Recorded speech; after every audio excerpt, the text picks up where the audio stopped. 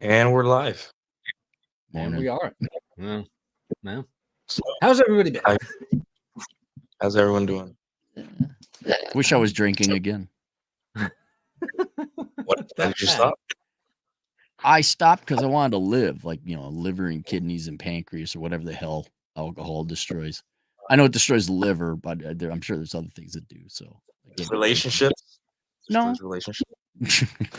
No, actually, drinking, or- I got laid way more, and it never really affected my relationships. It really didn't. Maybe because I wasn't a raging alcohol. I was like a happy drunk. I was a fun drunk, so I guess maybe that helped. But yeah, it did have a negative effect on my relationships. Okay. Well, speaking of negative effects on relationships, today we're talking about everyone's favorite topic in the Red Pill: women hating on our hobbies.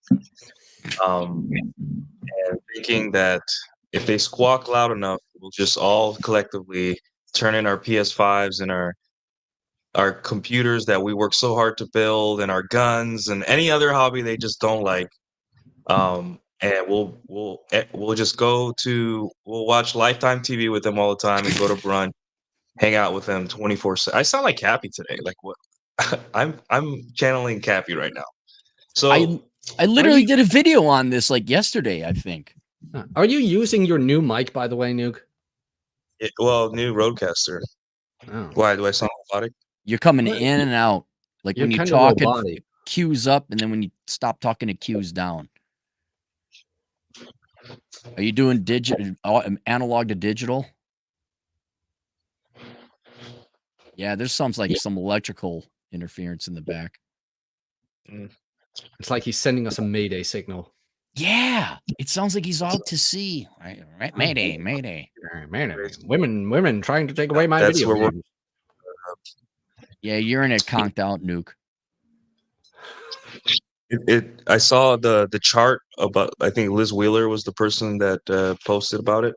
Mm-hmm. And had like this arbitrary chart with arbitrary numbers about what are the most unattractive hobbies to women. So it's like, what would you want us? What would you think triggered a discussion? And I think it was just the age. Like after a certain age, women just stop. They don't like men at all, or something. I don't know. Like anything that we do. I'm impressed you're coming around to my side of the black pill pessimism, saying, "Oh, maybe Cappy was right all the time." I don't know. Do you think we could even answer that question? Like, how do you figure out what lurks deep in the heart of women? Why would anyone want to take away anyone else's fun? Because they don't have it themselves. Right, but what? Let's say I don't have fun. That doesn't necessarily mean that I want to prevent Jack from having fun. And I don't normally, I really like to calm down the plate as I see him, but this is strictly a female phenomenon where look at Star Wars or media in general, or video games, but women just hate it when there's good looking women on video games and movies. The Star Wars Outlaw. Have you guys seen that video game where they took the model and then what they created in using that person as a model?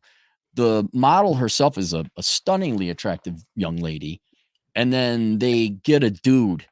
They masculinize her face. It looks like a dude. Why would you do that? And I don't think it's mental illness.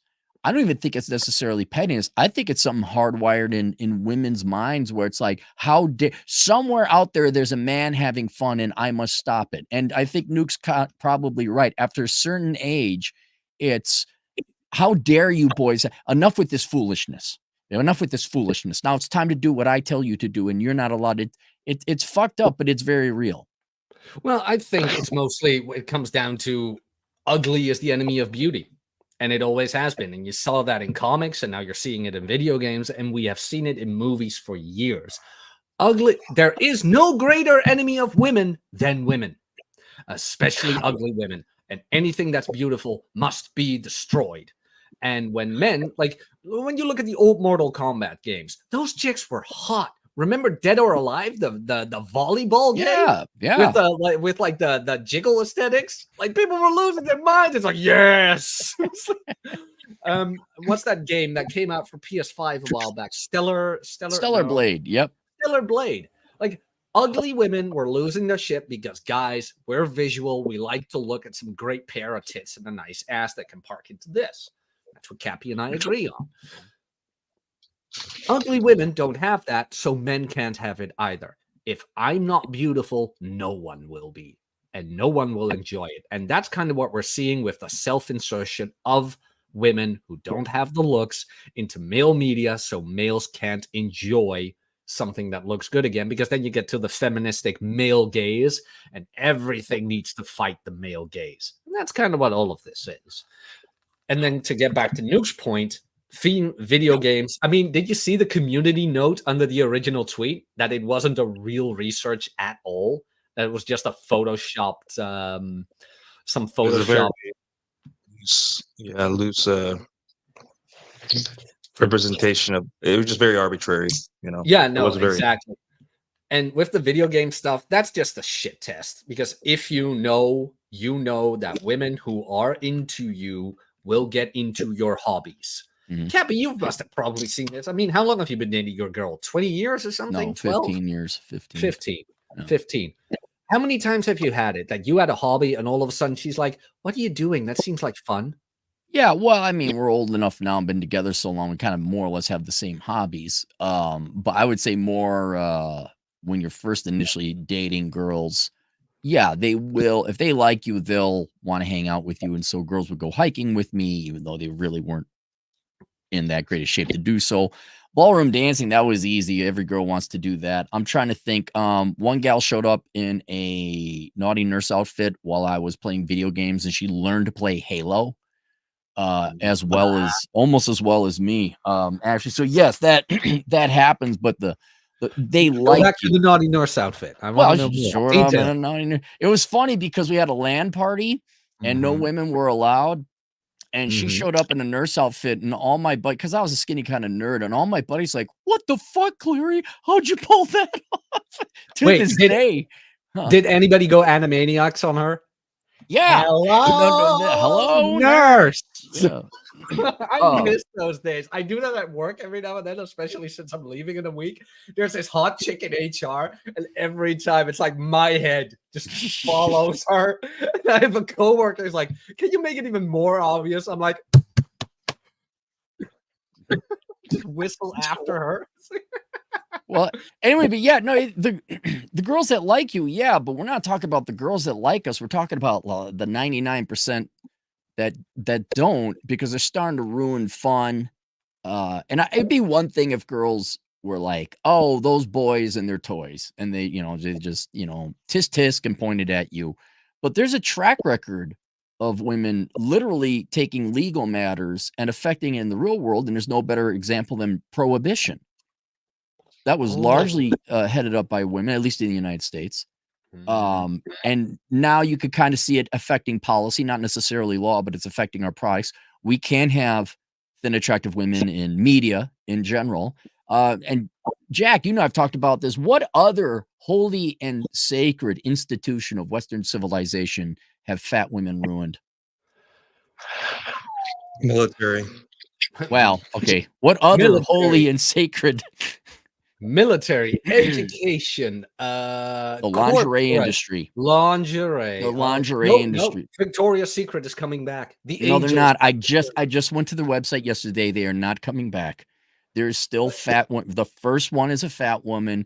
They got your standard mixed race gal with the perm. They all look the same. Dude, the lingerie too looks like shit. It's stuff you can get at Walmart. It is not fun or flashy or sexy. Holy shit.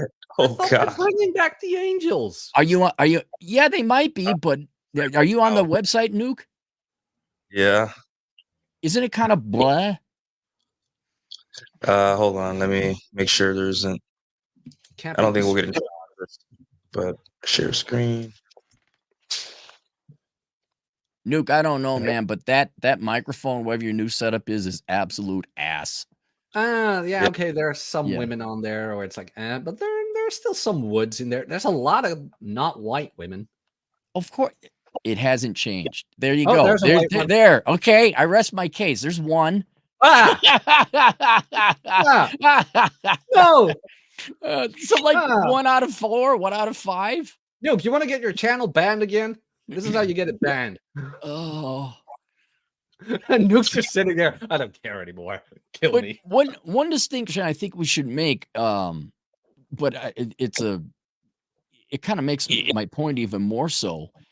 There is, for example, when the fun is sexualized, because men like sexy, attractive women, and I can understand, Jack, your point where it's jealousy, it's envy of ugly fat women who don't like men enjoying skinny, attractive women, whether it's a movies or video games or comic books or what have you.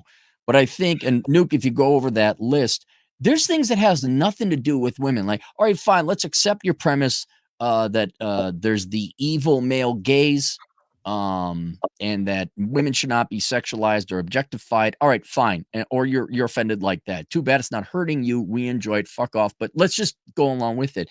They really can't let you get along with that way. Wasn't one of them saying we don't like men who play video games? Like, what's wrong with video games in general?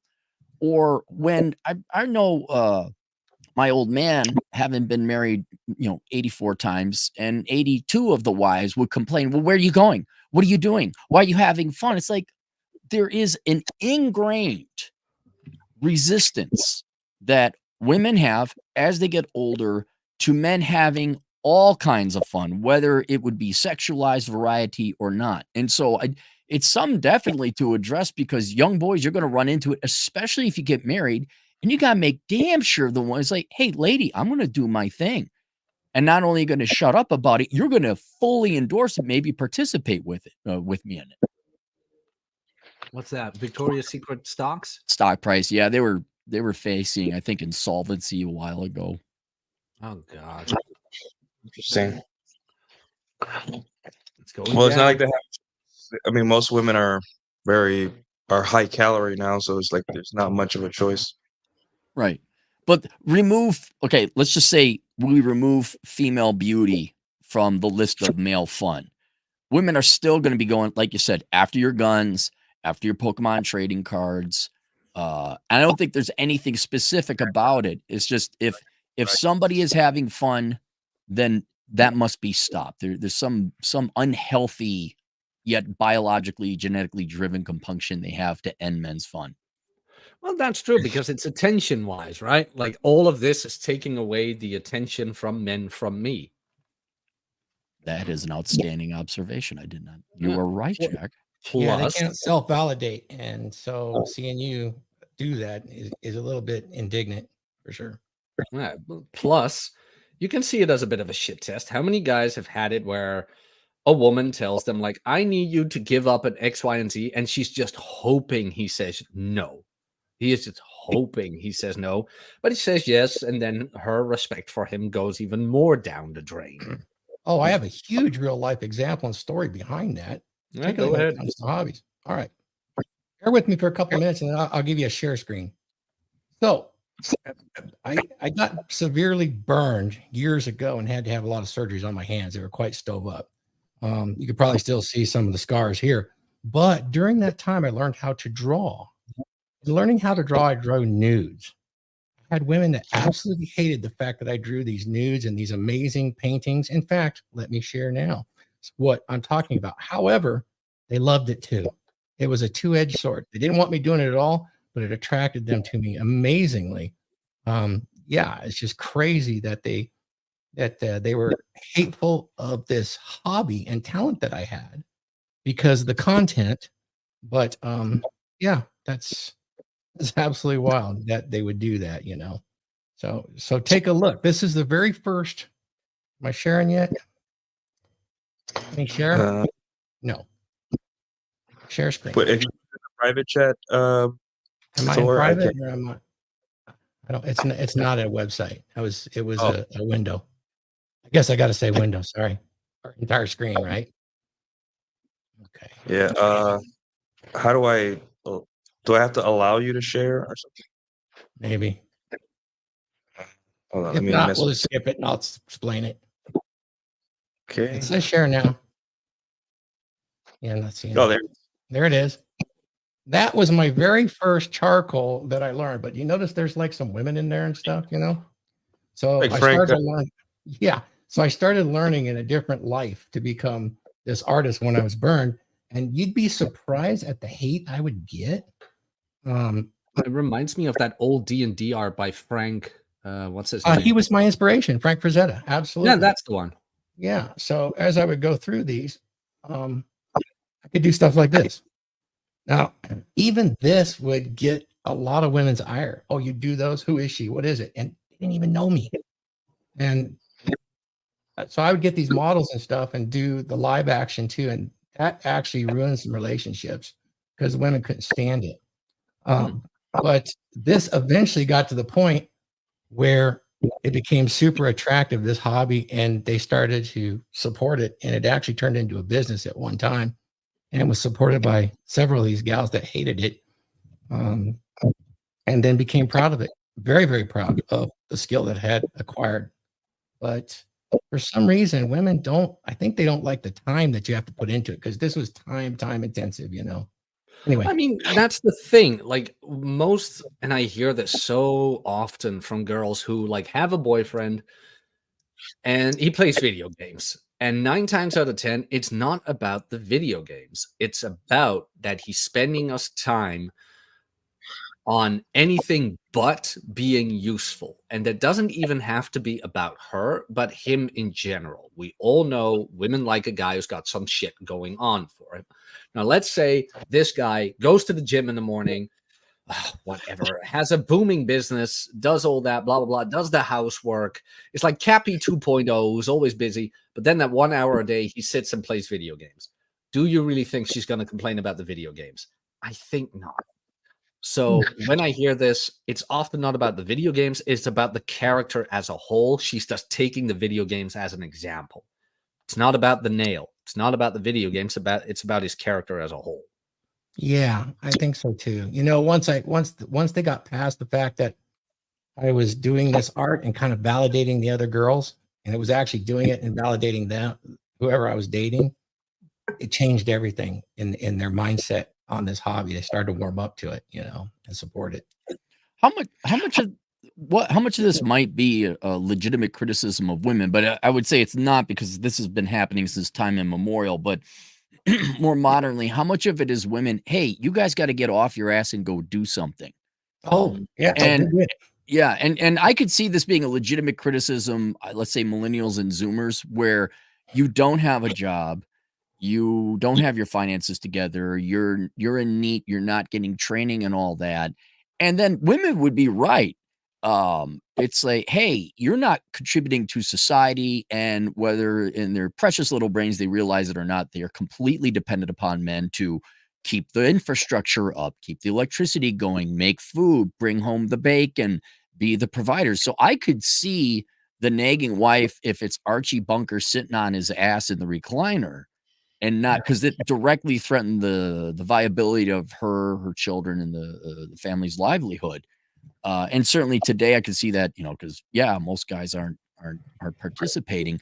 But even in good economic time, there still seemed to be an issue, or maybe it's just a default setting of constantly prod, constantly question, constantly critique a man's hobbies, because hobbies are frivolous. That means he's not working. And I'm wondering how much of it might be that.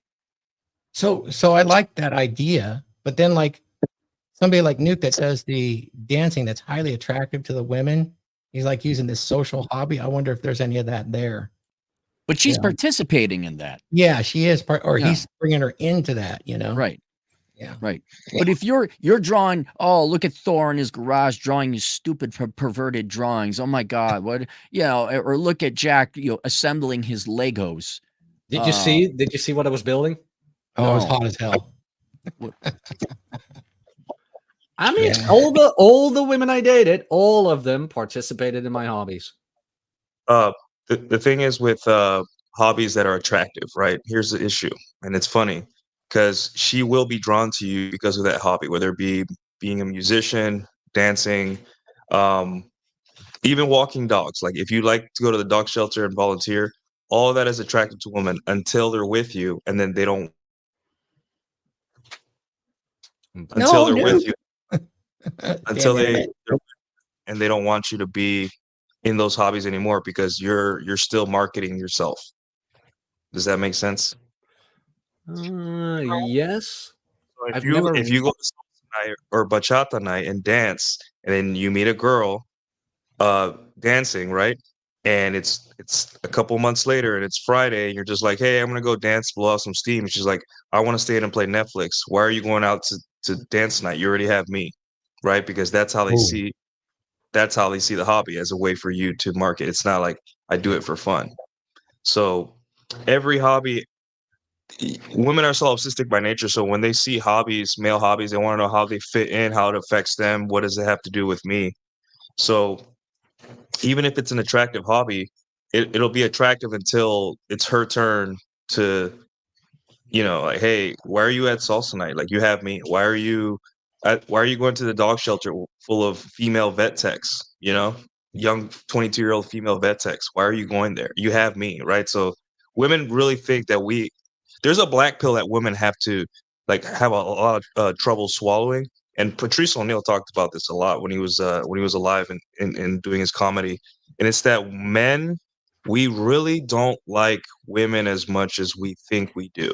And I'm not saying we dislike women. We just the joke was, when you're at a party with your best friends, none of them will ever say, you know what would make this party better or this activity better if my girl was here. No man ever says that. Like if me and Cappy went hiking or shooting or throwing axes, or me and Jack started building Legos, none of us would be like, you know what would make this better if my girl was here. This would be perfect. We need to get our wives or girlfriends here. And honestly, I don't mind as long as they're like cheerleading me on and bringing me sandwiches, right? But like men need to understand that you need to spend less time with women overall, right? And that's what hobbies are. They're your escape from from women, because women are stressful. They stress us out. They're draining sometimes, even if we love them, right? Especially if you love them. So this is our only way to like recharge, kind of like get back to center. And you'll find that over time, hobbies are like one of the most important things in your life, because if you don't have them, I think it's the important to action get out there. I was going to say, it's the action you put forth into the world that defines you. It's your soul is what your hobbies are. And I think it's a contradiction or a catch-22 women put men in, where they're like, oh, whatever, criticizing your hobbies. It's like, how else are men supposed to display value? I mean, I understand frivolous, video games. Okay, that's not a thing, but woodworking, artwork like Thor did, artwork with Jack, that's the guy who's in Europe. Jack, you guys know Jack, he's there. Yeah. With his Legos. Nuke, you and I, there was some skill and effort involved in learning how to dance. And I don't think we're going to be able to solve it, because it makes absolutely no sense, except for rank petty jealousy, as to why women would. I'm attracted to you because of all these things you've done. Look at what a colorful character you are, displayed in part by your hobbies. Now throw those all away and then become the doormat that I'm not going to respect and not going to sleep with anymore. It really is an unconscious shit test right up front that you got to nip in the bud before. And there you have it. Yeah. Gentlemen, may I introduce to you the shit test? It has existence since the dawn of time, and your ability as a man to display your value by telling her the word no. yeah, no. And shut up. So a couple of things I see here, guys. On the good side, on the bad side, when you do hobbies and the women are jealous of the time, it's just like, what is it that Patrice O'Neill said? You reminded me, Nuke. What do women want? Who cares? More. They want more, right? Yeah. So I think that comes into play. However, I've actually noticed this by getting involved in several different hobbies that are very difficult, is that when you're a contextual alpha and you're the leader of that social group doing the hobby. For instance, when I went and learned how to fly helicopters, remote control helicopters, there was some of the ugliest dude with deformed arms, twisted faces, but boy, they could fly those helicopters anyway, and they were dangerous as hell. You fit right in, didn't you? On the sideline, cheering them on.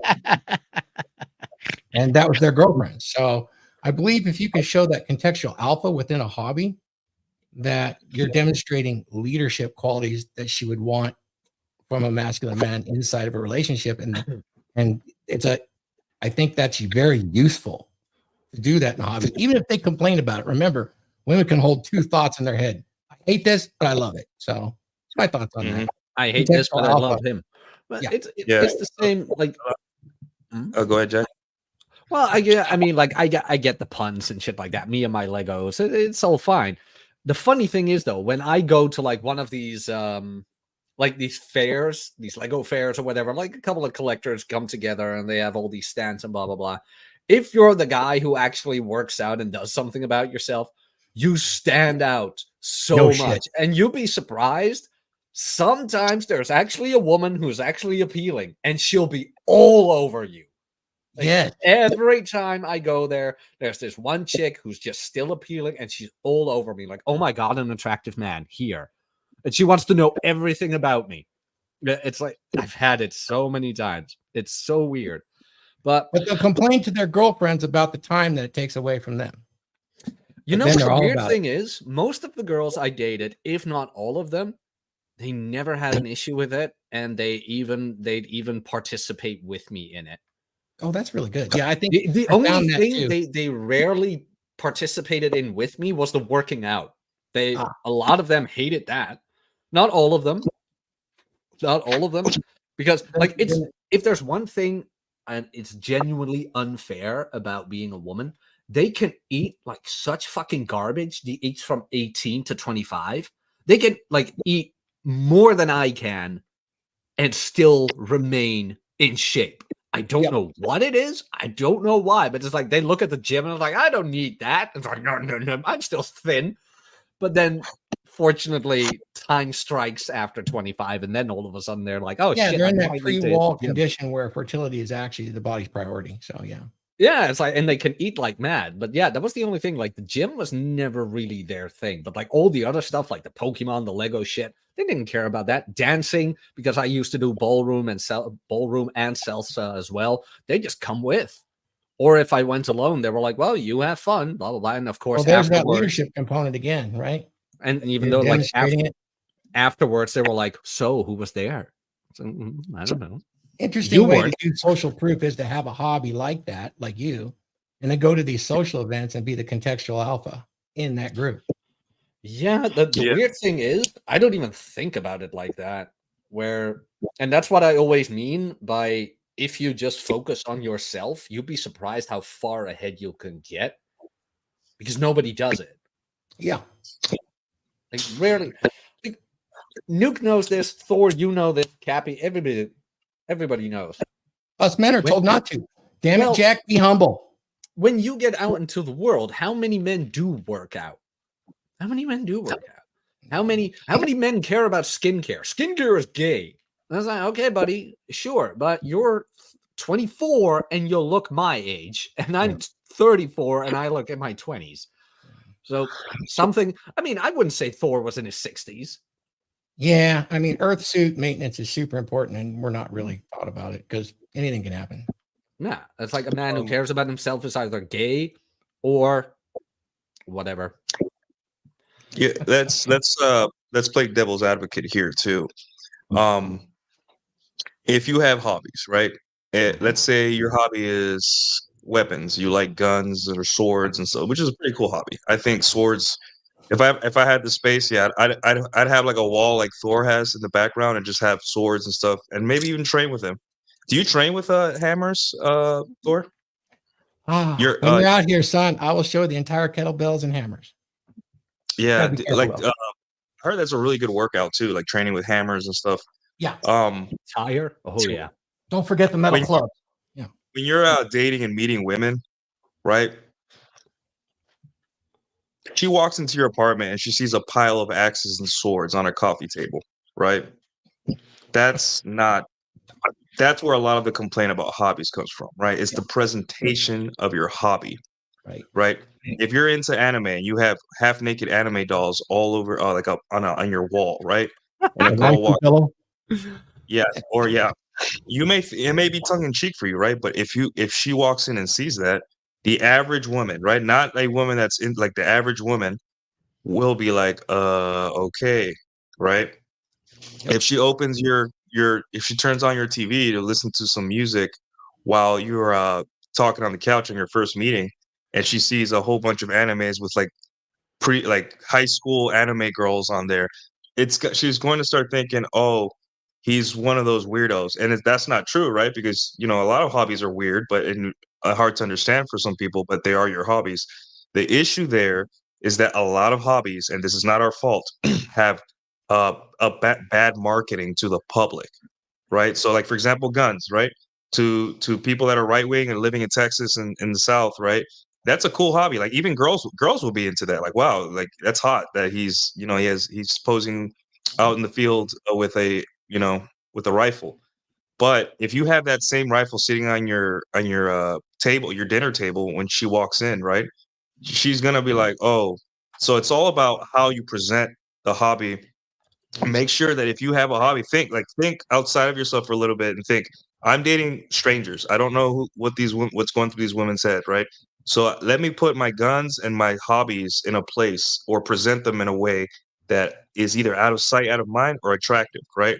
Like I like even the books you read. If you like to read like a Trump book, The Art of the Deal, that will ruin your chances with the girl. However, later on, after you've hooked up with her and you start connecting with a woman and she starts liking you, she won't care. She will not care. But at first, you have to think, okay, your Nintendo Switch next to your TV, not a big deal. Most women have Nintendo Switches now. The young women, they love their Nintendo, right?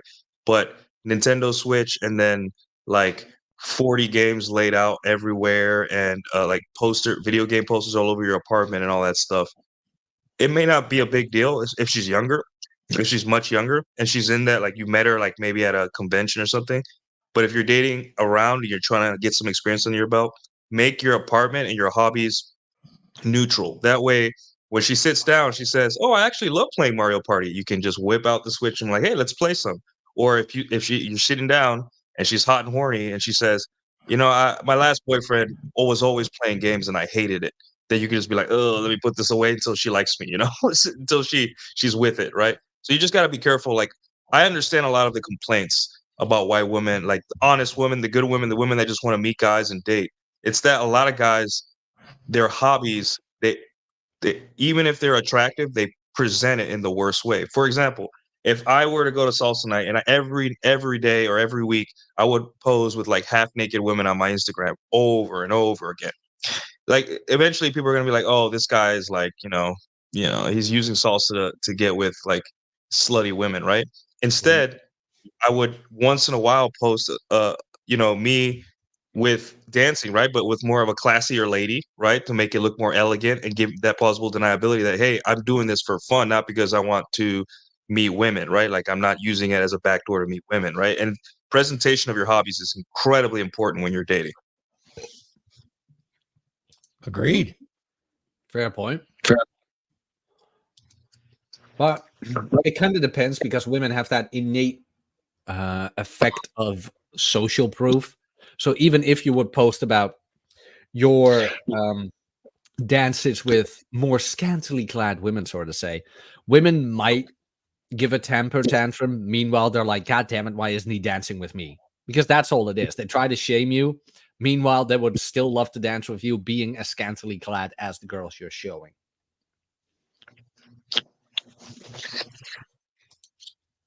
Anything to add, Thor or Cappy, to that? No, I just got back. I had to lend somebody my truck, so I don't have the context. Cappy, check your DMs on Twitter. Yeah, I saw that. That is an amazing. That's nice, man. Now you're gonna get rid of it. You confuse. Not to go off topic, you confuse me. You erect these amazing Lego works of arts, and then you just get rid of them. No. Oh, okay. All right. Just as I'm expanding them. Okay. Good. You have a room set up? Yep. Nice. Yep. It's getting kind of full. When I was gone, I do want to kind of touch on this because I think Nuke does have another aspect or variable that is very real. Have you guys talked about how as women get older, this becomes more pronounced and intense? Like I consent, I don't. Oh yeah. Kind of a little bit of that. I mean, have you talked? Because that's it. It happens. That's what happens, and especially outside the relationship. If you got your woman, that's one thing. She's within your frame. You guys enjoy each other's company. But to the extent that crones, old harpies and crones like Kathleen Kennedy, they're making decisions for men in general. Like, no, you're not going to have this. Have we gotten into how women? I'd say 35 plus. I think it's their right to start limiting what men can and cannot enjoy. Not yet. We haven't gotten into that yet. Go I ahead. see that social Marxism happening quite frequently. Being in corporate America, Yeah. Gabby, I don't know if you caught it. I was just saying earlier that presentation, if you're out trying to find a lady and date and all that stuff, I'd say presentation of your hobbies is important. Like if you like guns or swords or weapons, like you don't want all the like a pile of axes, swords, and shurikens and all that on your dinner table when she walks in, right? Right. You want them, No. Yeah. You want it want them tasteful. Right. Yeah. Yeah, yeah. Uh, That's I'm willing to bet that's a large portion of the complaints about hobbies. And like men, like if a woman walks into a guy's house, right? And the house is a mess, but she goes to the basement and it's all perfectly laid out with LED lights and just video games and stuff like that. She's gonna think, "Oh, he's prioritizing video games, but his house is a mess, right? mhm. Whereas if you have a neat house with like a little bar in the corner and you have pictures of your family and you look like a normal person, and then she goes down to see your video game. She's like, "Oh, okay, this guy's just this is his hobby, but he's a normal, he's a normal dude. Like he has pictures of his family, he has social skills, he smells not bad because gamers, they have, there's a lot of bad things you have to deal with your hobby, and that's for guys that are getting into a hobby. Understand that every hobby carries a reputation with it, right? Mm. And you can absolutely break that reputation, right?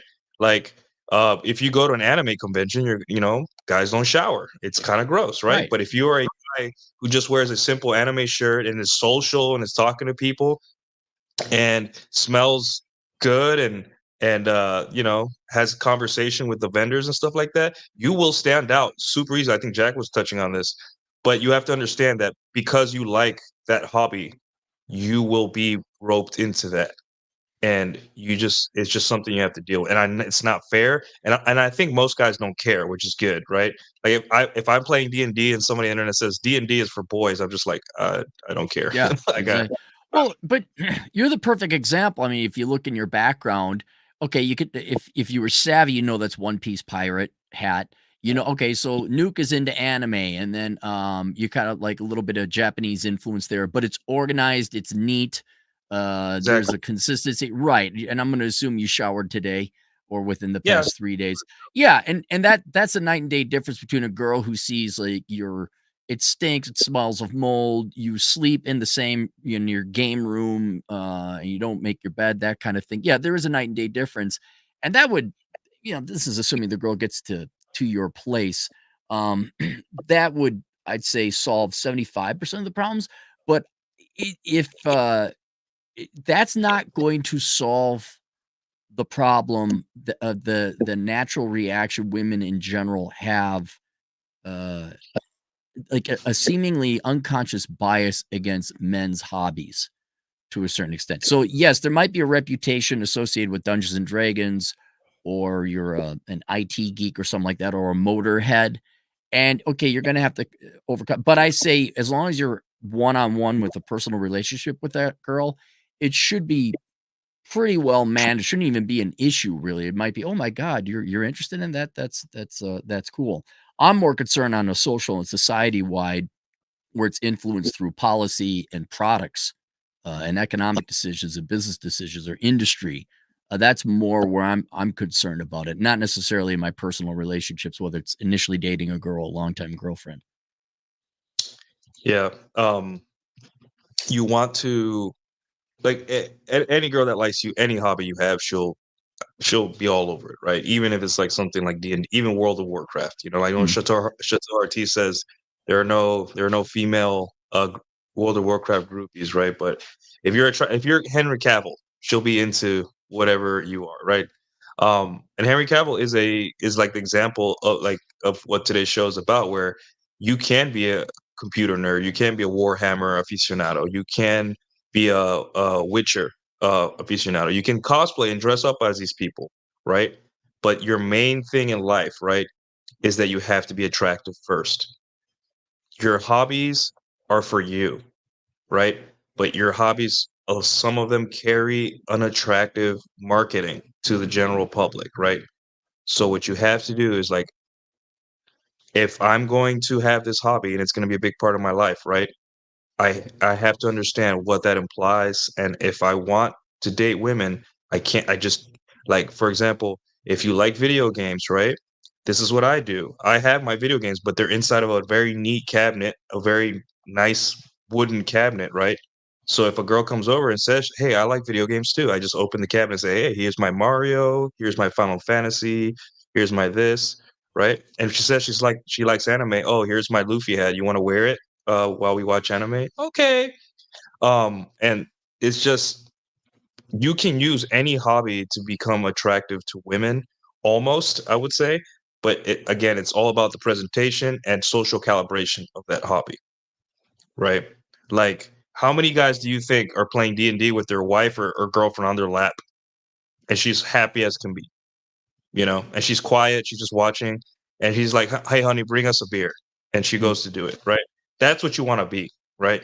You want to be, you want women to respect your hobby, but in order for that to happen, you have to be attractive. There is no respect first and then, no, you have to be attractive, and then women will respect your hobby. You have to be attractive enough that she wants you more than she wants to impress her friends. I think that would be kind of the axiom and the rule, because if she talks to her friends and, oh, I see you're dating Jimmy. What's he like? And then she shamefully or bashfully admits that you play D&D, and they're like, ew, and she's actually influenced by that. Yes, that's she loves her friends' opinions more than you.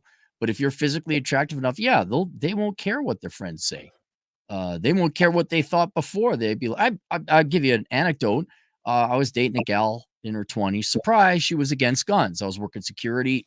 I just keep because I was a bachelor, I had my pistol by my desk. So also in case someone comes in, I can shoot them. She's like, "Is this a gun?" And I'm in the other room. I'm like, "Yeah." "Is it loaded?" I'm like, "Yeah, don't touch it."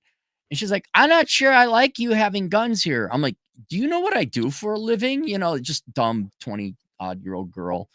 And then I'm in the other room, by the way. I don't see what's going on. She's like, "Well, can I look at it?" And I'm like, "Wait, you're already anti-gun." So I go in there, I take the clip out, take one out of the chamber because, you know, she's going to be done with it. And I'm like, "Here, dude," within 2 minutes, she's like, "This is cool. We should go shooting." It really does. You're right, Nuke. You got to be attractive, and they almost don't know what they want, or they've never tried the hobbies themselves, which would be another angle or aspect. What? But yeah, Women but don't know what they want? but step one, almost might want to be rule zero. The second is be good looking. And then be attractive, don't be unattractive. Yeah, a lot of this shit goes away. Everything. You have to be attractive. And the thing is, if you are single and dating, like, let's say I get into axe throwing or weapons like Thor, right? How about I post a video of me practicing, like, throwing axes and getting bullseye every time, and then smiling and look like, you know, like Jason Momoa, he did that after Avengers came out. He threw, or no, whatever DC movie came out, he threw an axe at an axe throwing place, and then he smiled at the camera, right? How many women do you think got absolutely wet when they saw that, right? But if it's an if it's an ugly schlubby dude that doesn't work out, that has no forearm muscle or anything like that, you're gonna be like, "Ugh, that's so childish," right? But hobbies are a very good opportunity to display, like you said, Cappy, value, male competence, right? So if I hit that bullseye on a Instagram video and I smile like, "Oh, this is easy for me," right? That's attractive, right? That's men, our ability to have spatial awareness and throw objects, right? That's a very primal It's one of the most primal things we can do, right? And why not, obviously your hobby's for you. You don't think about like who finds it attractive, but why not use it as a tool to get, a lot of guys do this, right? So It's the same as Yeah. kickboxing. It's competence. yeah. It's purely competence. Yeah, I like But- that sort. Those sort of hobbies are good. It doesn't have to be axe throwing or knife throwing, but you take a woman that's never done it and then you lead it up into a story of imagination. It's an amazing thing. They get really excited because you bypass that indignation that you're doing something violent, possibly, and something she doesn't like. So if you can Mhm. couple that with a really interesting imaginative story, so that I want you to imagine you're this, that, and you're teaching them something, that's really, really interesting. And then they like the hobby a lot. Otherwise, I think they see it as competing for their priority in some ways. This hobby is going to compete for me in the priority of things if I enter a relationship. But that's if Yeah. she's viewing you as a workhorse and a mule. Okay. And I'll give you A lot of another women do, example. yeah. Yeah, and another thing, for example, Thor, you could probably speak to this, motorcycle riding. Oh, that's dangerous. Oh, dude, if they like you, they're on the back of that motorcycle, like, where are we going? Oh my God, this is dangerous. Da, da, da. Oh, I never do this. And they can't wait to put on the leathers and your guest helmet that you totally didn't bang several other women in before who wear that exact same helmet. And they're off to the races. But the key Yep. thing is if they like you, Yep. that's it. And then to add to this, and I'm just trying to be fair but constructively critical, what hobbies do women really have? Ha! I'm being serious. What do they have? Crafts a big one for them. It's $1 billion industry. They're really attracted to that. Painting, drawing. Travel. I like that travel. I'm okay, fine. But generally, I think most women have the most boring, prescripted hobbies. Yeah. In all fairness, though, Yep. I Yeah. do love an artistic woman where she can actually paint and draw. Where I'm like, Okay, the Yeah, but point the the 0.03, yeah, the 0.03 of those that exist. Okay, but to make my point even further and to bring Nuke's very important requirement is if you're good looking, then the girl is really not going to care what your hobbies are, but she'll also be gravitating towards those because they're actually interesting. Like, oh my God, you shoot guns, that's fun. Oh my God, you ride motorcycles, that's fun. Oh my God, you play video games, and this is the canon and the lore behind it. That's fun. But before really, what do girls do that's fun? I'm trying to think. It's travel, it's gossip, Netflix. Netflix, yeah, wine, dog rescue, and of course there are women who actually do have personalities and souls and don't just fit in this mass-produced factory machine spit out common girl with a serial number.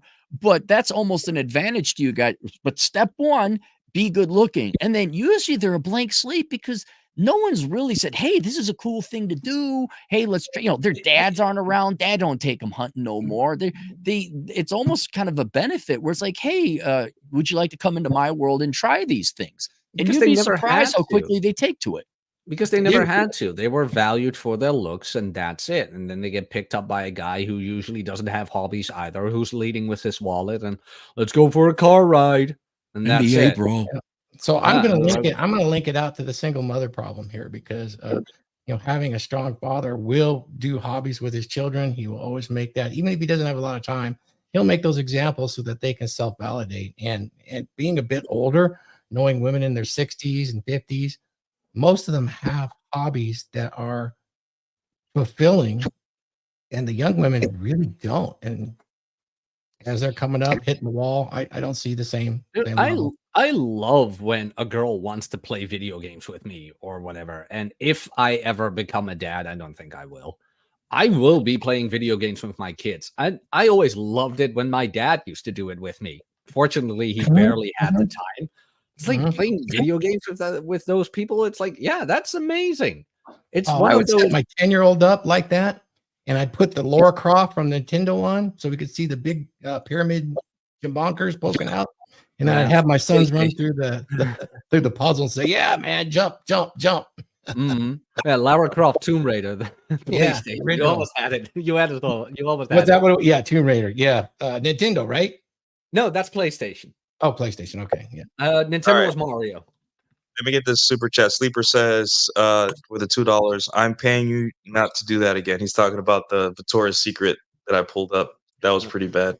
The Dutch have Hunkemuller, which is actually they still use like very attractive models. Just saying, the Dutch will save the world. I hope. Women do have hobbies. I'm listening. The thing is, it's a lot of their hobbies have to do with some kind of feminine, very like nurturing and taking care of. That's where a lot of like women like plants. Like there's plant women like they anything any hobby where it's like caretaking. Like women will talk a lot of shit online about men, right? But if you look at their life, all their hobbies are centered around like things that would benefit men, right? Like if like my mom loves gardening and she would bring tomatoes in from her garden and we would eat tomatoes on our salad or food or whatever, right? And that's her hobby, but I get to eat tomatoes because of it, right? And I think that's the disconnect where women see a lot of our hobbies as unproductive, while a lot of their hobbies to them are productive. Like women like to bake, right? If baking creates food and I can give food to a person, and that's their hobby for them. And to us, we like to fix an old beat up car. And they're like, this car hasn't worked for 6 months. You're still working on it. And you're just like, but I like to wrench around on my car. And they don't see like, I think women are more attached to the outcome of a hobby rather than the actual like doing it, right? It's not the act, it's the what do I get from this? And I think that's that a lot of women, like for example, like going back to the dancing thing, a lot of women like dancing, but that's because on the other end of it, there is possibly a husband. They'll meet a guy attractive enough to be their husband or boyfriend or whatever, right? Like women don't go to like ballet and dance with each other anymore unless they're forced to or they get paid for it. They go to dance with other men because at the end of that hobby, there's something there. Man, when you mention plants, so much clicked. It's like, oh god, yes, the plants. And then there's women that play instruments that are right, but I would say women that play instruments, that's just a separate class of human being. Right, that takes a lot of discipline and consistency, and I think women that do play it and are very good at that, usually they're paid for it because I've never seen a woman consistently play music and not get paid for it, right? Like, I dated a girl who was a violin teacher and started her own orchestra, her own symphony, right? And she took it very seriously. Like it was. It didn't seem like she did it for fun. She's like, this is my job, so I'm going to do it as my job. Meanwhile, I'm playing piano like for fun. Like I just enjoy playing it. So I guess at the end, it's just women have hobbies in order because it's supposed to give them an outcome. Like women have like interior design. That's a hobby for women. But the outcome of that is they get a nicer looking place and they're more comfortable. I guess maybe that there's a connection there. Yeah. All right, Luffy for the $5. Women are an empty vessel. It's their biology to be filled with information by men they find attractive. Can go amazing or terrible. It depends. Yeah. But in terms of the nerdier hobbies for women, the women that are truly nerdy, that like the nerd stuff, are really quiet about it. Like you'll be surprised. Some women are really like there was women that really enjoy anime or D&D or Pokemon or whatever. And they just it's like it's like their own thing. They don't market it as much. It's the women that are super loud about it, like, look at me, I'm playing Pokemon, I'm dressed like a hot Pikachu. Like it's like Robert and Masculine Geek were telling me when I first talked to them is that until Sailor Moon came out, there was no female anime fans. Until like a Final Fantasy X came out where it was a love story between the protagonist and the woman. It was a full-on love story. No women didn't play RPGs, role-playing games online. They didn't, right?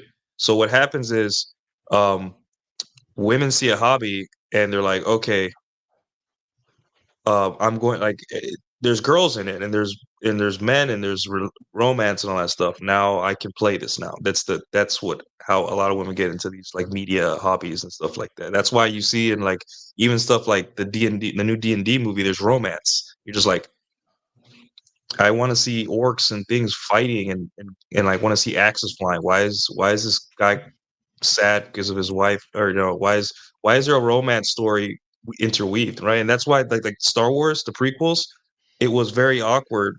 Anakin and Padme's relationship, the way it was written, because you're trying to make Star Wars a romance, but like a space opera romance, when in reality it's a tragedy, right? The tragedy of Darth Vader and how he came to be. And that was really hard to reconcile because you want Well, women, you want plus the romance, wooden acting. yeah, Let's be you want honest. women, make it a love story. And make any piece IP, anything, a love story. And you see it. You see it. Oh man, you saw that in The Hobbit. That was so terrible. The Hobbit trilogy, where all of a sudden they had that love triangle with that elf and the dwarf. It's like we didn't need this. We didn't need this at all. What's that bitch called? Tauriel or something. It's like, why is this even in here? It was absolutely atrocious, and I hate the Hobbit trilogy. I hate it for Yeah. it. And you'll see in superhero movies, like for some reason, the damsel in distress is on the final fight. Is at the final fight, like there.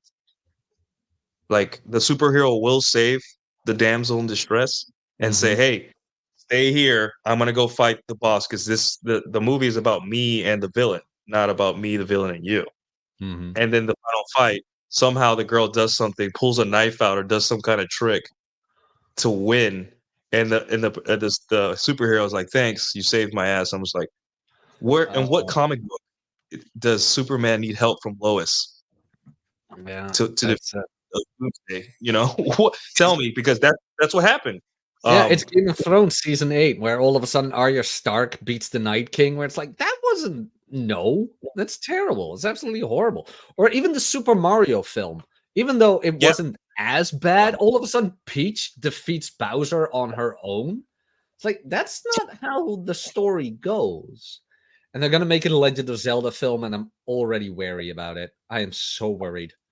Could you So yeah, have you noticed how they try to force these essentially hobbies on women? Like, hey, you like these? Hey, you like comic books, right? Miss Marvel and all that. Hey, you like this guy shit, right? And it just doesn't take.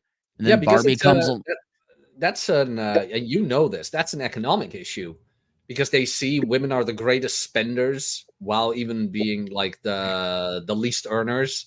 But they're Right. trying to appeal to the female market because there's more money there. Well, The okay, only but my problem is my that point is they're trying to force a hobby on women that generally has canon of being masculine or traditional, and it Mhm. just doesn't seem to work. It falls flat. And I'm wondering how much of it is, do women actually need to have a guy they're attracted to get into these hobbies? no. Otherwise they're going to default to traditional female hobbies, which would be like a Barbie movie or wine and shopping and blither blather or whatever like that. So you can almost see it like the guy has to be the conduit to other type of hobbies that a girl would like. Otherwise she's just gonna go do girl things. Well, the thing is, Cappy, like if you're into anime and you dress up like an anime character and you go to a convention and you get literally paid to exist there, Yeah. that's a really compelling reason to get into that. But And that's all the not people, that's a job. Like Mackenzie, I believe she's one of the rare ones who actually does like anime and she just happens Yep. to dress up. But your average girl is only doing it for the same reason women get married and have sex because they're paid. Hey, whoa. I'm sorry. But no, they're getting paid. It's a job. They're not. That's not a hobby. They don't. I don't think girls do OnlyFans because they really enjoy it. I didn't work in banking because I enjoyed it. It's because we're all whores and we want to make money. That's it. So I'm sure.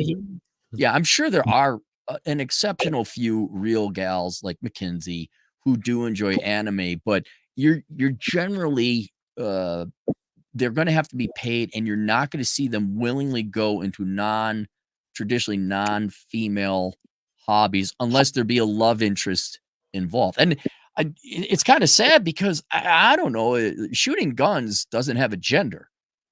Fishing doesn't have a gender. I think women are really missing out on a lot of fun, whether there was a guy there or not. But it really seems like you need a guy to kind of like chaperone you into this world so that you might that's what enjoy it a little bit. traveling is my hobby. Of course Yeah. it is. You get You get it for free. Like if I go to Italy, no one is gonna stop on a Vespa and be like, "Hey, let me show you the town, I beautiful would. lady." I would, Nuke. I I would. would. If you wear your Luffy hat, that really does it for me, man. Like Yeah. I got a kink for that. If you're a girl and you go anywhere, literally you get treated like royalty almost. Like you get treated well. So yeah, it's of course traveling is going to be a hobby because it's easy. It's you just go. For a guy, traveling is like, why am I traveling? Like the same food I can eat here. I can eat spaghetti here in Texas. I don't have to go to Italy for it, right? I could see pictures of the stuff I want to see and not have to get on a 13-hour flight and deal with regular people at an airport, which is a nightmare these days. Um, but hobbies for women, it's just, I think it's based on convenience. It's based on, can I get attention and adoration from men within this hobby? Do I have to be good at it? Right? Well, like I don't know a lot of female musicians that do it for fun. They all do it because it's a job. They don't like, oh, I want to play guitar and record. Like I just don't see it, you know. And so, is it really a hobby, or are they doing it for a reason? Do women have hobbies, and why? And if they don't, is I it? would say they do it for the majority of they want external validation. Yeah, They're not doing it for self validation in whole, but there are some that would, and they would be the minority. yeah. I'd say yeah. Women with actual hobbies are the minority, and if they are hobbies, uh, a lot of times men gave it to them. Like the it like if a girl is into anime, like really into anime, or really into like model trains or something like that, I'm willing to bet that the last guy she dated that she really liked was into that too, and she just ended up like, yeah, this is what I like, this is what I do. Or they invest in a real female hobby like crochet, and they start making all the stuffed animals like incessantly, almost obsessively. I see that too. I've seen I, some good creations when it comes to Yeah. that stuff. I'm willing to bet though that, or here's a point too. Women don't have a lot of time, right? Whether they to find a guy, right? Their best years are 18 to 28, and then they have the rest of the 60 years of their life to live, right? 25. Yeah. So they don't have a lot of time, right? So I don't think women also, they don't prioritize their hobbies as much as men do, right? So if you're a girl who's 24 that likes plants, it's more important to you to go out on Friday and Saturday to the club to be around men than it is to stay inside tending to your plants or building Legos or whatever you're into. Us guys, we don't really have that, like, hey, you have to get married. Like fertility isn't an issue for us. So like I can be right now, I'm 35. I can turn on my PS5 and play Final Fantasy all day, and I don't feel like any sense of urgency. Right? I'm like, I just need some time off. I need Yeah. to decompress. Meanwhile, women are like, I need to go to brunch, and I need to go to this event, and I need to go on this date. I need to cancel this day. Like they're in free fall. Like I need to, like, hobbies are stupid because the priority right now, the whole world should understand that I'm losing fertility. This is it. I have to. Why are you playing? Why are you playing video games? You're 35, and I'm just like, yeah. It's because I'm 35 and play. I built up my life to the point where I could have the time to do this. Did you? No. If you as a woman would have got married at 25, started having kids, by the time you're 35, you'd have more free time because the kids are at school, and me and you could play video games together. But instead, you know, you like the fact that men over 30 have time for hobbies is competence in itself, because it means that, hey, the mortgage is paid, I'm fit and in shape, I'm well fed, the dog's fed, I'm doing everything is good to go. Now I reward myself with leisure, right? Leisure is only for people that earn it.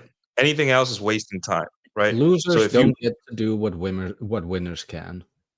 Yeah. So if I did everything I was supposed to do during the week, crushed it at work, and I decide to sit down and play piano or do whatever, that's leisure, right? But as a chick, if you waste your life and do nothing but party, right? You're going to see men doing that as a waste of time because you're out of time. I'm not out of time. You're out of time. I did everything Exactly. right. I have afforded myself the ability to have a weekend to myself where I don't have to worry about anything but just eating and sleeping and that stuff. And then Monday back to work. I'm kind of curious. Apologize for my meandering thoughts, but you learn young, like, because men are rejected by and large. For the most part, men are rejected. You got to work. And then, okay, you got especially when you're younger, you got like your free Friday. You got one night off a week to go and date. The vast majority of time, you will not find a date for that night. And so then you are forced to go and figure out something else to do. And so you go out and you are forced to develop hobbies or interests or hang out with your buddies. Now, the easy stuff is video games, staying home and relaxing and stuff like that. But for women, I don't know if they face the same thing because they can always go out. And I don't know if you guys experienced this. Thor probably experienced it more because we're closer in age. But there always seemed to be, okay, it's Friday night, Saturday night, you'd go out. And it was nothing but a sausage fest. Yeah. And you were wondering, where are all the girls? Like, you mathematically knew there was a dearth, there was a mathematical shortage of women, and we'd always say, well, where are they? Well, chances are they're either out with somebody else or they were actually home. I wonder how many women, when they're younger, are just simply in this holding pattern where they wait for Mr. Big to take them out. And if they don't go out with Mr. Big, well, then they stay at home or don't go out or wherever it is, they're not out looking for a guy. And so if that has been your teens and 20s, well, that's not conducive to developing hobbies or social activities or anything like that. That's just sit and either be taken out or not. So it's almost like you're a carpool. The car is either taken out or not. The plane is either taken out or not. So while guys are out there in their teens and 20s, cutting their teeth, developing a character, developing some personality, and along with that, hobbies, that plays, I mean, it kind of explains what you're talking about there, Nuke, where they're 30 and they're like, oh my God, why aren't you da-da-da? It's like, well, no, I've kind of gone out into the desert. I've kind of meandered. I've kind of explored. I figured out here are the cool places for me to go and do. And then coincidentally, I didn't have everything paid for, so I had to get my financial act together. You do 15, 20 years of that. Yeah, you are a 35-year-old playing video games, financially stable, being able to enjoy. But I think, especially as you hit the epiphany phase, I don't know what else girls have aside from wait for Mr. Perfect to come pick me up or just get into a holding pattern of boredom and typical other, I don't want to call them hobbies, but time wasters that all of a sudden, like, yeah, you're right. Now biology's knocking at the door and like, hey, how dare, what are you doing? How they maybe don't even understand it. That's probably the most likely answer right there. Yeah, I think it's just hobbies after 30. Having time for your hobbies after 30 is a male privilege, and they hate that. They can have it too. They just gotta get off their ass. They are happy. I am happy for all of them to join me. I would love it. My mom does gardening because she had the kids early, and now she has plenty of time to tend to her chickens in her garden, right? Meanwhile, women are going to raising kids into their 50s now because they keep waiting. Yeah. And that's it. Like, I don't even think it's always because they keep waiting. I just think a lot of women are so goddamn incompetent to have a relationship. They want a man, they don't want a relationship. They don't know how the relationship works, and they keep fucking it up. It's like, it's okay you have a husband. It's like, okay, you have a husband. Do you know how to keep it? Female competency, does thou exist? I think not.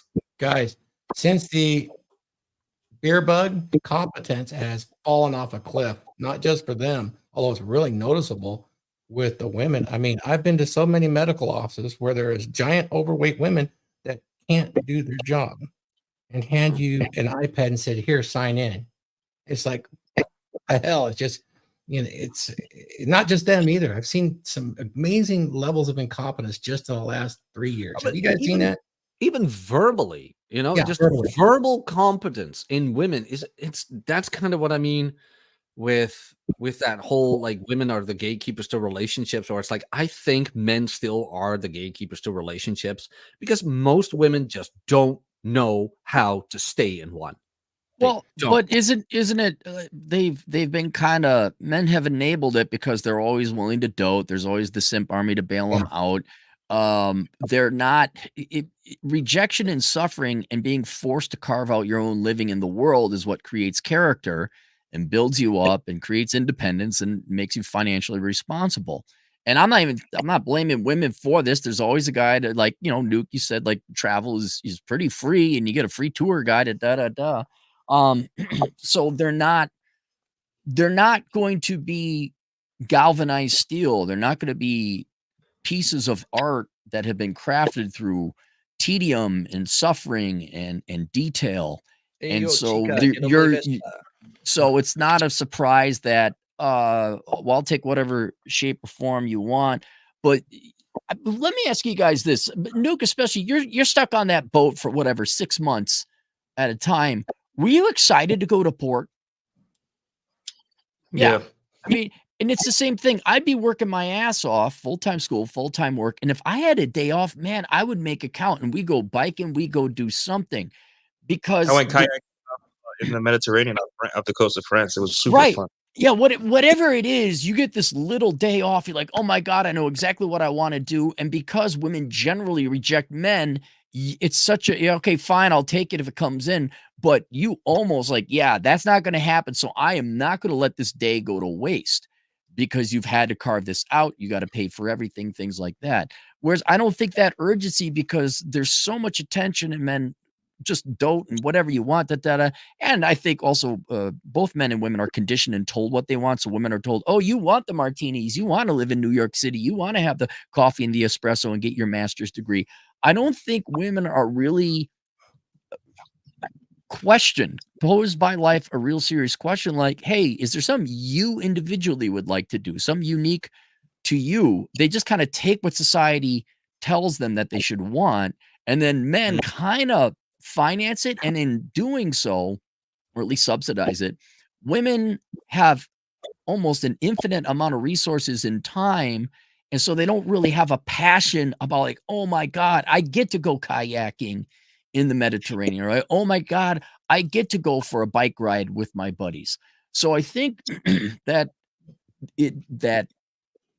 the scarcity makes men not only pursue their hobbies more passionately, but it makes us appreciate them and even think about with the lack of any other choice. Not like, okay, 9 out of 10 times the girl isn't going to be there.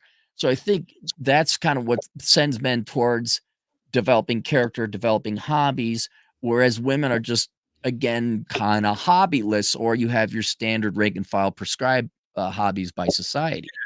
And you build the coffee table, you're going to treasure, you're going to display, like, guys, look at this coffee table I built. It's so awesome. It has drawers. Whereas a woman will be like, why don't you just go to IKEA? I don't get it. Right. Like, just like, no, it's not the end state of the table. It's the fact that I built it with my bare hands. And then my children could probably have this table. Like, it could get passed down. Like, it's not about the nail. Not about the nail. Well, it is about building the coffee table.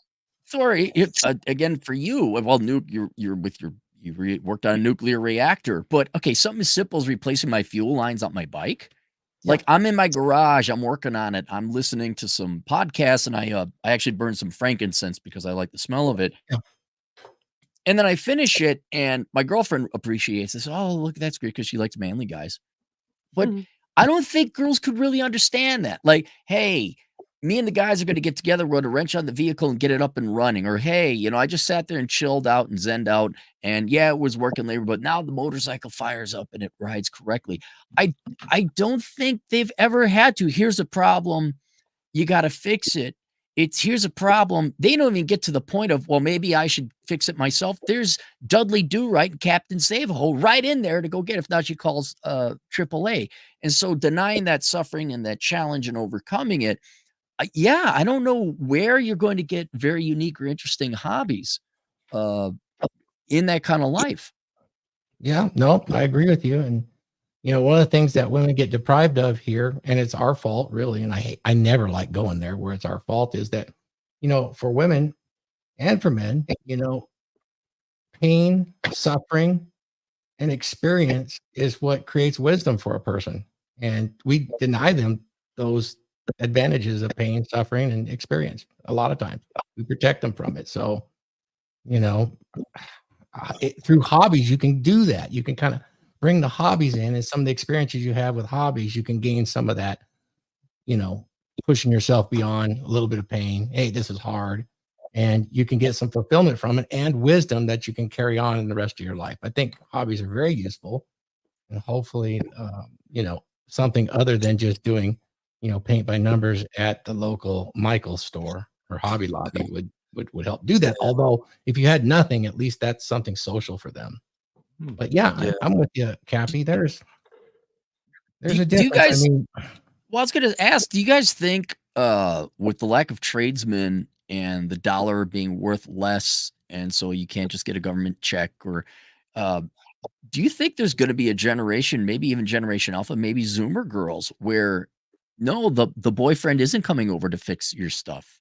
No, you have to figure out how to use the subway system or the bus. You have to take public transportation because guys don't have their driver's license, where girls are going to be kind of forced into the real world, and they're also going to be forced to kind of support themselves because there's fewer and fewer men, or certainly men that they find attractive, where they are going to have to kind of wander in the desert and actually find themselves and develop a character and personality, and consequently, I think they could do it really quickly if they're in that forced situation, but guys aren't going to let that happen. Cappy, there's way too many of the sneaky fuckers. I know, but really, are there? I think there's less and less. And who's the tradesman perfect example in New York? I don't think. Yeah, the physical part, maybe not. Yeah. I don't think Miss Tiddlywink's independent journo with $80,000 in debt from Columbia Journalism School, living in New York, who can't afford a rent, all of a sudden, whatever, her electricity doesn't work. I think they're going to be going, and it's not going to maybe happen in our generation, but I could see where women are becoming a little more street smart and consequently a little bit more interesting, both in character and activities, in 20, 25 years. I think it's going to be, and I hate to say it, sexual favors is going to be how they get us to do stuff. Right? Mutual exchange. Yeah, sure. Wait, it's going to become that? What do you mean it's going to become that? It's been that the entire, that's been all of human existence. I don't want to incriminate myself too much, but I did date a girl casually for a long time, and every time she needed, one time she said, "Hey, could you mount my TV?" Right? Because when a girl knows you have tools, you're gonna be that guy that she's gonna ask for that stuff, right? And I'm just like, yeah, and I went and mounted the TV, right? And she made me dinner, like really good, like some of the best ramen I've ever had. Like she really pulled out recipes and got the ingredients, and then we hooked up after that. And I'm just thinking, this is the future, right? Women playing house, where women, hey, I need you to be a big strong man for the day. I'll be your girlfriend for the day. I'll be the loving, sweet, comfortable girlfriend. Do this for me. Start my car, mount my TV, tighten this plumbing that I don't have the strength to do, all this stuff, and I will pretend to be your girlfriend for the day. I'll be that for you, and then we'll go back to our lives afterwards, right? And I think that's what it's everything minus the marriage contract and the commitment. So women have eliminated marriage and commitment. Now it is literally bartered prostitution. Thank you, Cappy. This is what I've been trying to tell people for the last 3 days on Twitter, that women and men have figured out a way to get what they need from each other, but it's like hush hush. We don't want to accept it, right? Terms are acceptable, ladies. But Newt, that's one of the most important keys, and you've heard me harp on this. There's so many guys out there and people talking about harem game, right? Oh, this, that, harem game. I got all these girls. Basically, what you just laid out is exactly how that works, except you don't say the quiet part out loud. Exactly. It's like they put extra steps in front of it so they don't feel like a whore themselves, right? But deep down, she's like, okay, this guy's gonna mount my TV. I already like him. I already banged him a couple times. Let me sweeten the deal by making food. I like to cook anyway. Also, I like when men do work and lift heavy things and get things done. I also like that. This is a win-win for us. And then he leaves and I get to go back to the streets and he gets to go back to his streets, and job done. It's like a nice business contract signed at the bottom. Everyone's happy. We shake hands at the end of the day. Nice doing business with you. And that's it. That's the new thing, right? That is where we're moving to, the next generation, because the opportunity cost for a woman, like a 23-year-old girl, getting down with getting with a regular guy, like having to deal with his expectation of a guy that, let's get in their mindset right now. Like women that are 23 have so much power right now. Like you literally take one picture of yourself and you become like in a cosplay, and you get invited to an anime convention for free, and you sit in a booth and you just sit there, and people like, can I take a picture with you because you're half naked and you look like a character I watch on TV? Like that's the amount of power women have. They're gonna throw that away for a regular guy. How about this? How about I find a guy that's sexually attractive enough that does it for me, and then whenever I need something masculine done, I'll be his girlfriend for the day. He gets it done for me, and then we go our separate ways. That way, I don't have to. There's the opportunity cost is minimized down to nothing because I don't have wonderful. to. And Let me get my yeah. CAD book out here. And not only it's not taxable, so you don't have to work up the money. You're directing labor. You don't have to go work up the money, get taxed at 40% to pay for a dinner. Your time is efficiently expended, and there's no commitment. It's a win-win-win for men. And I think women, I don't know if you girls want to get married or Some women will commitment. accept that. They will. Yeah, They that's will. fine. That's fine. Yep. Your terms And- are acceptable. Yep. And Thor, the reason they don't get like the betas to do this is because they don't want the betas inside their house, right? Anymore. It's too dangerous. They become stage 4 clingers, and that's a problem. Yeah, exactly. Like this guy, like he gets it. He understands his role. I like him already. If I get beta Steve or beta Brett to go do this, he's gonna have expectations of me. This guy's gonna come out the TV, bend me over, and then he's gonna give me a kiss on the cheek and leave me be, leave me alone, right? And that's the deal, because betas can no longer. It's too dangerous. It's too much of a risk. Like imagine a guy that's like that secretly likes you and he's mounting your TV. He's gonna message you for like 4 days straight afterwards, and he's gonna be like, "Hey, like nice guy." Yeah. yeah. Meanwhile, hey, cool, thanks. I like your TV. Next time, invite me so we can swivel it to the right and we can cook and watch TV together. She's like, okay, see ya. And that's it. And that's really like, it's genius. Like human beings, as stupid as we are sometimes, our biology is just amazing sometimes in terms of how we deal with our problems. Like innately, our subconscious, like we try to out intellectualize our subconscious so much, and then we end up just doing exactly what it needs to be done in order to keep the human race I tried my alive. best to like fat chicks. It would have made life a lot easier. And so I cannot override my subconscious that wants an attractive woman with big boobs. It was really hard. Guys, I got to get going, right? See you, buddy. All right, All right, thanks. see you. We can All wrap right, up. you We got to give Cappy some savage math lessons, and he'll be all right. We got Ask Patillo for the $10. Even what is that? Weird gals? Oh, here's Yeah. One delusion of being chased. If it works, it works. Yep. Thank you, Alex. But yeah, dating is becoming incredibly transactional, and that's just the future of how it is. And I don't blame either side, right? I just don't. Like, if you're a 23-year-old girl, and you can get things for the minimum price of just having sex with a guy and still be able to be free and do whatever you want, why wouldn't you? Yeah. It's just makes sense. I like what you said earlier, though. I mean, you really were succinct, Nuke, on the future of dating like that. I see so many guys talking about harem game this, harem game that, but it's kind of all BS. I mean, that plausible deniability that you put out there and that exchange, that fair exchange of usefulness, in your case, your sexual needs, your companion needs, in her case, some actual physical needs and the companionship too, and the fulfillment of relying on a man to help her in her time of need. I think that you're onto something there. And then of course, not blabbing about it all over fucking X or, Yeah. Yeah. Yeah.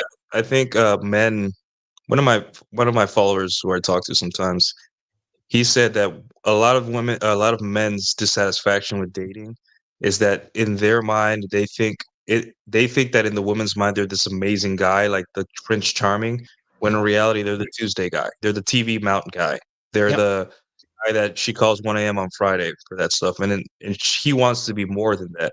But you have Yep. to understand, she gets to dictate that, right? She gets to dictate when she's a human being with her own thoughts and her own, kind of goals and stuff for you. So just be that, right? Well, good And if you guys, job. A lot of guys never come to those conclusions. Yeah. it takes a lot of inner work to get to that point because, as men, we were taught that once a woman has sex with us, she's absolutely obsessed. I'm like, no, some women can have sex and be like, okay, thank you for mounting the TV. Goodbye. Yep. Yes. Right. And then in understanding this, you'll be able to look at these our hobbies attractive for men or whatever arguments and be like, no, it's not about me or my hobby, right? It's that Yeah. I'm not fitting the role that they want for me, and I don't have to, Yep. right? As a woman Yeah. goes through her life, her roles for men change. She says, the Friday 1 a.m. guy, why aren't you the 10 a.m. brunch guy with my girlfriend's guy now? And I'm like, no, like you I was put into this role. I am trained to be this. You trained me. Women trained me to be the 1 a.m. text on a Friday guy. They trained me to be the guy, the TV mount and have sex and eat and bounce guy. That was my training for women, right? And I can't go outside of my training now unless you do certain things to show me that it's worth it to change my job description, right? And guys need to understand that because if not, we're going to be doing these discussions, and women, like conservative post-wall women, are going to keep going viral and make money off of us saying these crazy things. In reality, no, dude, it's not about the hobbies, right? It's that they're trying to force you into a role that you're not, right? And that is the 10 a.m. brunch with her girlfriend's guy. You are you, right? And that's it. That's kind of the thing where conservative women are going to keep going viral whether we like it or not. And for us, like you and I, Thor, you and I get it. And if somebody else doesn't want to get it, that's not my goddamn problem. If a conservative woman is going to go viral, that's not my problem. I'm here to talk to guys who get it, share the experience with, share some annoyance. And if somebody in the audience is like, hey, this resonates with me, and then he stops following all that nonsense, hey, we did a good job and we can go home feeling better about ourselves and jerk off and go to bed. But Yeah, I think of it it's as a gonna job. happen. Think of it as a job. Like, let's say you're at a job, office job, right? And you go to your boss and you say, "Hey, boss, like all my work's done. I'm doing good. Do you need anything else?" Right? And the boss is like, "No, like you're good. You're doing great, right? You keep getting promoted, right, within your position, and then you're at the company for 6-7 years, and your boss comes up and is just like, "Hey, you want to do this job too? Can you start tomorrow doing this part of the job?" And you're just like, You've never told me to do that before, and I'm not trained to do that, so no." And then he looks at your figurines on your office desk and says, "Why do you have those?" That's basically what it is to be a guy. It's just basically you're trying to make me do a job that you told me not to do 6 years ago, and now you want me to do it all at once. And I'm like, you didn't train me to do this. You trained me to be the 1 a.m. Friday text guy. It's not my fault, you know. Oh, pretty much. That women forget that like even men are Pavlovian. Even men can be very Pavlovian, where if you treat a guy a certain way, he will start reacting in certain ways. And then women Mhm. act all surprised, where it's like, oh, why is he doing this? Because you made him see that action A gets consequence B and action C gets consequence D. So why would he change his behavior? And then they start complaining about that because women, of course, don't know what they want. And they blame men for it. It's like, Oh, yeah. they just want more. Yeah, that's that one too. What do women want, Thor? They want more. They Well, just More of want Thor. one thing, and that's more. it's kind of what Yeah. Royce used to say. If you want to make a woman unhappy, you give her everything she wants. No, you got to dole it out in little pieces, and the exchange is amazing. So, Yeah, but no, it's like I it's said, Royce. one of these days we'll talk about the dark triad stuff again. But every conversation is a negotiation or a manipulation. So, Yeah, it's even Venkatesh Rao used to write about that. You've got Yeah. man. How does that work again? You are better than me, or you are or I am better than you. You are for me. You are against me, and everything plays in that quadrant of Yeah. I know that's a philosophy. I don't find that to be true. I find it to be more of a Venn diagram, but it's very useful to use that to start with. Yeah, maybe I'm using the wrong word. English second language. Ryan had it in frame as well, and I know this theory by Finkadesh-Rao, where like shit tests are I am for you, but I'm what was it again? I'm for you, but right now I am better than you. And with a shit test, she wants you to prove that you are better than her, and she is right for rooting for you.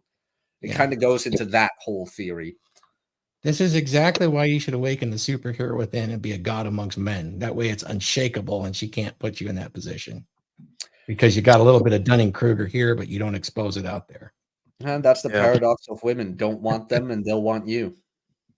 And the thing is, guys, if you give up your hobbies for a woman, they'll never respect you. That's right. And that's the whole thing. That's the whole thing. She might hate your hobbies, but she will respect you for having them and keeping them. Like, you really think I'm gonna sell any of my collectibles just because some bitch is like, I don't like them? Fuck you. It's like those things I can't rebuy. You I can replace. Yeah. And I think it's hilarious that when I get a woman in here and she looks at some of those collectibles and she's like, oh, that's kind of childish, not knowing that a majority of that is worth more than her student debt, and I'm not in debt for it. Well, that's an interesting comment, though, Jack. You're dating a woman and she would make a comment like that, knowing that's your space, it's your place. That's quite the challenge, actually. If I said, I actually never had that. Oh, okay. Most of the women who, like, I was most offended when they never brought it up. Sorry, I took that. No, that's okay. That's okay. But you're right. Like, if I were to date a woman like that, and she'd be like, I think your collectibles are childish. Well, I think you could be replaced. It's very simple. This is my hobby, and I will keep doing it. I do not care. Yeah, I believe that men should have. I mean, this is the whole should part of the show. Like, as guys, you do whatever the hell you want, whatever works for you, right? Mm-hmm. But I think every guy should have a fit hobby, like a hobby that forces him to move his body, as well. Like, you can have all the hobbies, but I think every guy, like, whether it be rock climbing or bodybuilding or going for runs or whatever, doing something that makes you move your body, because the best way to keep your woman in shape is to include her in that hobby with you. And to you, it's like how you stay emotionally stable and happy and fit and healthy. To her, this is how I love my man, is by walking with him or running, going on runs with him, or going swimming or going rock climbing with him. And I can tell you right now, just like Thor with Missy would go to the beach and lift her up above his head, right? I am seeing a pattern. And Thor, I need you to confirm this for me, right? Couples that do fit activities together seem to be some of the healthiest, both emotionally and physically, people that I've seen. Like couples that rock, go body. I know there's this thing like, the gym is only for men, right? I'm like, I don't know. I see the fit couples at the gym and they're both in shape, and I'm just like, looking at the obesity epidemic now, I'd rather take my girl to the gym so she can stay in shape and have that guidance, as long as she's in my frame, right? Than have her just like, don't go to the gym with me. Stay away from me. I'd rather work out with my girl. Maybe she's 2 racks over, or maybe she's doing her own thing. But I think sharing physical hobbies, besides the fun one, right? The fun one. Yeah. If you know what I mean. Doing that, I think, is like one of the biggest keys to a happy relationship. Thor, what do you think? It's the key to a very fulfilling relationship, because happiness is really generated by the individual. But yeah, I mean, staying in shape sets you up for a lot of things. It creates discipline. A lot of people assume that Missy and I would work out together. While we have, no, but we found exercises, workouts, programs that we enjoy, and we know what the ultimate outcome is, and we're not afraid to, delay that benefit till later and then go enjoy it on the beach or at a concert somewhere where, here's this very old couple that's in amazing shape, enjoying life. And that's kind of fulfilling too. We get a lot of social interaction by it, which in and of itself is really good for us, yeah, staying healthy is just it's kind of for us, it's like you're a grown adult that's responsible for yourself. It's kind of fundamental to what you do every day. And then the outcomes later you get to use as a hobby or for other purposes, Maybe with her, we're out there moving 10-ton of rock to redecorate the property, That's one of the benefits too. So I think staying in shape together while we do work out together sometimes, it is not as much as people think. But when we're social and we're being fit and playing, yeah, it's right there, and it's genuine. I think it's a worthy try to work out with each other. I'll tell you this: I never once had to tell her to work out. I got myself an 8-pack and got tanned and juicy, and guess what? Somebody got in shape within a few months. I didn't have to ask at all. So there you go, guys. Thanks, Thor. Unrealized thoughts with the $5. Online discourse is hurting the perception of both sides. People say touch grass, but online is where the money is. It spills into real life. Yeah, the internet is very has a lot of trouble describing reality because people's egos are invested into their own perception, right? So they're like, hey, men's hobbies are unattractive, right? And they need that to be true because of their life situation, right? They're out of time. So, of course, men's hobbies are unattractive because men should be trying to lock them down. Men should be trying to meet their standards. And I'm like, that's not how this works, right? I worked really hard to have the time now in my life to have hobbies. When I was deployed to the Middle East, I wasn't allowed to play video games. My boss said, I better not catch you playing video games. I better catch you working. And now that I have the money, the lifestyle, the time, I'm fit and healthy. I worked on my health. I think sitting down for an afternoon to play some video games once in a while is probably one of the healthiest things you can do for a guy that has gone through all that. And they don't like that, right? But he's wrong. He's like, where's the contradiction thoughts? People say touch grass, but online is where the money is. Is the money online for everybody? No. Are you an online brand? No. Do we spend 24 hours online? No. Touch grass, no matter where the money is, still holds up. Nuke goes out every Friday night doing salsa dancing. Thor goes out doing his workouts, doing his things with whomever he's doing it. And I go out every Saturday and Friday night with whom I'm ever doing things. Like it doesn't exclude one doesn't exclude the other, is what I'm saying. So what's the point? What's the point of that whole phrasing? Touch grass still holds up. Yeah. Yeah. All right, guys. So let's wrap. Final thoughts, and where can we find you? Let's start with Thor. Final thoughts on the hobby. This tired topic, but we have to talk about it. This is a good thing because you should acquire hobbies as a man and at least have one masculine hobby. Doesn't have to be martial arts, shooter, or anything like that, but you need to be a contextual alpha in it. It's going to give you discipline. It's going to give you experience.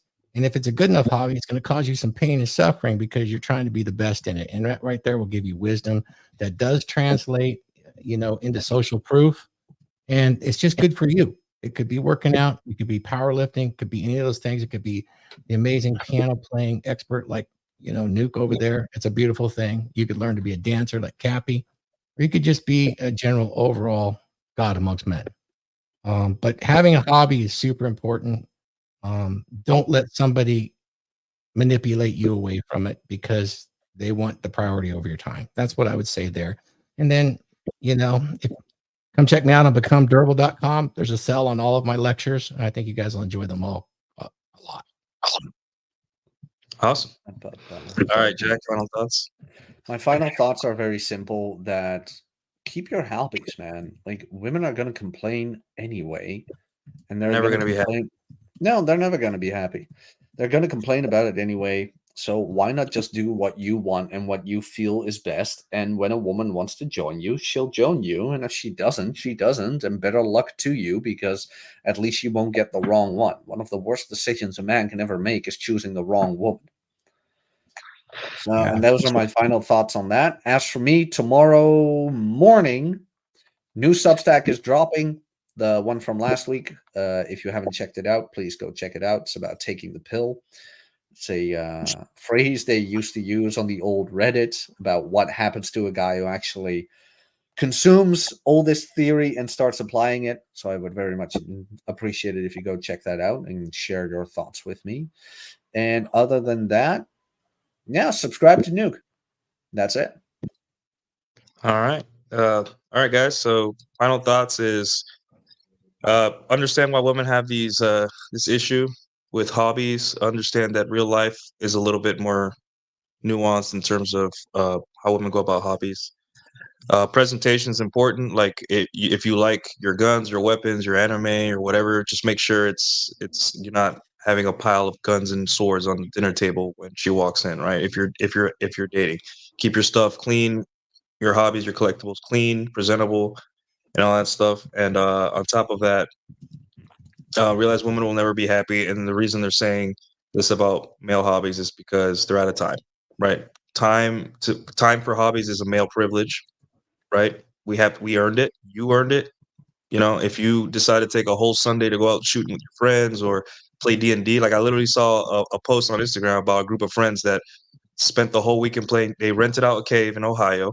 They got a personal chef, and they played D&D for 3 days straight. East.